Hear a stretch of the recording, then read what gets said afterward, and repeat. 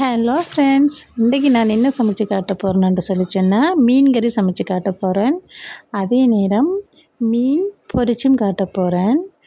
கொஞ்சம் வித்தியாசமான முறையில் மீன் சமைச்சு காட்ட போகிறேன். வாங்க மீன் எப்படி சமைக்கலாமென்று பார்ப்போம். இன்றைக்கி நான் ஒரு பெரிய மீன் வாங்கியிருக்கிறேன். ஆனால் நல்ல மீன், நல்ல கொழுப்புள்ள மீன். இது கூட்டித்தான் சமைக்க போகிறேன்.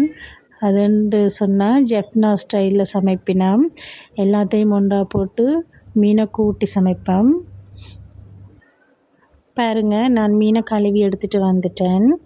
இப்போ நாங்கள் இதை சமைப்போம் வாங்க.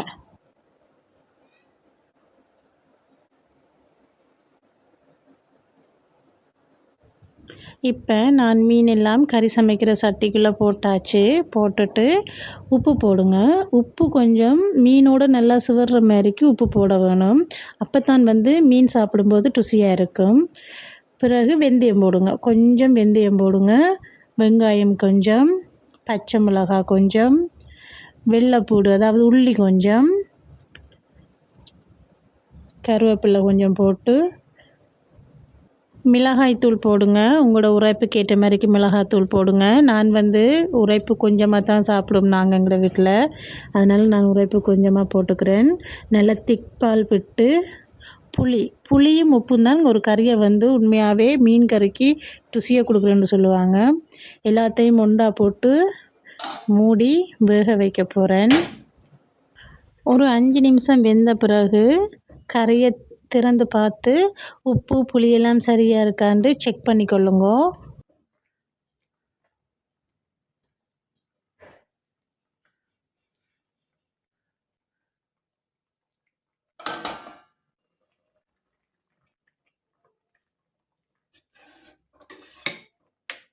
நல்லா கொதிக்க விட்டு கொஞ்சம் வத்தின பிறகு இறக்குங்க.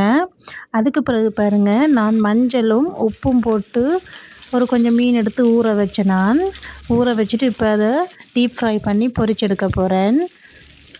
மகளுக்கு கறி மீனை விட பொரிச்ச மீன் தான் விரும்பி சாப்பிடுவாங்க. அதனால் எப்பயுமே நான் கறி சமைச்சா அவளுக்கு மீன் எப்படியும் பொரிச்சிடுவேன். நல்லா முருகையும் பொரிக்கக்கூடாது, வேகாமையும் எடுக்கக்கூடாது. சரியான பதத்தில் மீனை பொரிச்செடுக்க வேணும். பொரிச்ச மீன் எல்லாம் இப்படி தனியாக செப்பரேட்டாக ஒரு டிஷ்ஷில் எடுத்து வையுங்கோ. எடுத்து வச்சுட்டு அதே பேனில் வெங்காயம் கொஞ்சம், பச்சை மிளகாய் பாருங்கள் நான் நீள் வாக்கில் வெட்டி போட்டுக்கிறேன். அது கொஞ்சமாக உப்பு போடுங்க. ஏன்னா மீன்லேயும் உப்பு போட்டு தான் பொரிச்செடுத்துருக்கிறேன். உப்பு போட்டு மஞ்சள் கொஞ்சம் போட்டு அதை லைட்டாக வதக்குங்க.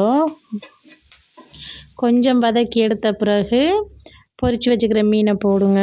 அதுக்கு பிறகு கொஞ்சம் டொமேட்டோ சோஸ் கொஞ்சம் போடுங்க. அதாவது தக்காளி சோஸ் கொஞ்சம் போட்டு நல்லா பிரட்டி எடுங்க. பிரட்டி எடுத்தால் நல்ல ஒரு சுவையான ஃப்ரைட் ஃபிஷ் ரெடி ஆகிட்டுது. பாருங்கள் எப்படி இருக்குன்னு.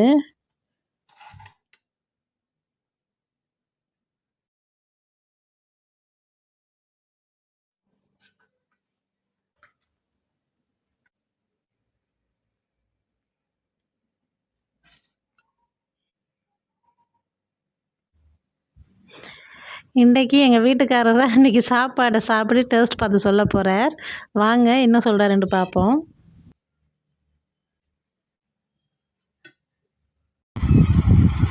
மீன் கறியை சாப்பிட்டு சொல்கிற என்ன மைக் இருக்குன்னு சொல்லி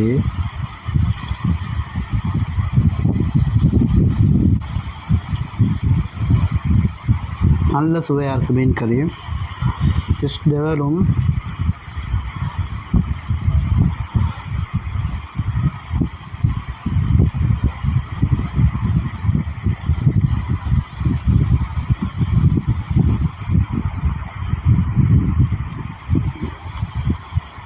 நல்லா சாஃப்டாக வெந்திருக்கு.